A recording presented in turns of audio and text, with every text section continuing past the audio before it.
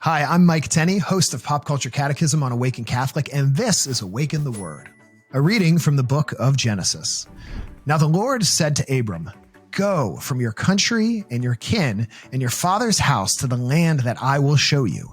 I will make of you a great nation, and I will bless you and make your name great so that you will be a blessing. I will bless those who bless you, and the one who curses you I will curse, and in you all the families of the earth shall be blessed."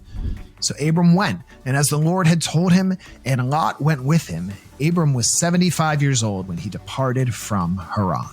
In today's reading, we get the famous call of Abraham from Genesis chapter 12. And this is where many biblical scholars see the very beginnings of what we call salvation history. Genesis 1 to 11, it's all the stories of Adam and Eve and Cain and Abel and Noah and the Tower of Babel. And they're written very much as legend, very much as myth, not meaning that they didn't happen, but they're written in this kind of symbolic way with like a tree that represents good and evil and a snake that represents the devil and this tower that represents like the corruption of society. And Abraham is where God's great plan of salvation really starts to get laid out for how he's going to combat this spiral of sin that we saw in the first 11 chapters. It started with Adam and Eve. We started with them stealing an apple, and then Cain's killing his brother Abel, and then you've got sin spreading to the whole world, so God has to wipe it out with a flood, and then it comes back with the Tower of Babel. So sin's just been getting worse and worse and worse. And God says to Abram, or says to Abraham at this point, basically his plan for how he's going to save the world. He says, I'm going to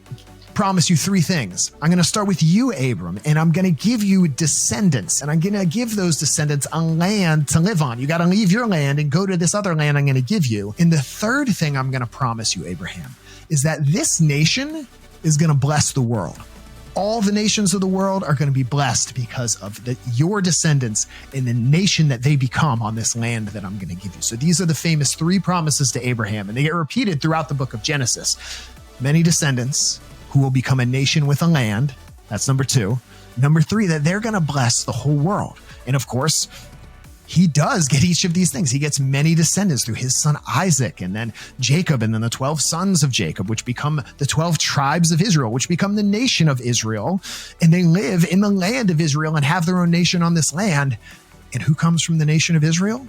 Jesus Christ, the Savior of the world, who blesses the entire world. And so in Genesis chapter 12, God is laying out his entire plan to save the world. When we saw this beautiful creation fall apart after sin in the first 11 chapters of Genesis, here God is saying, here's how we're going to fix it. I'm going to walk with humanity every step of the way. I've been Mike Tenney. This has been Awaken the Word.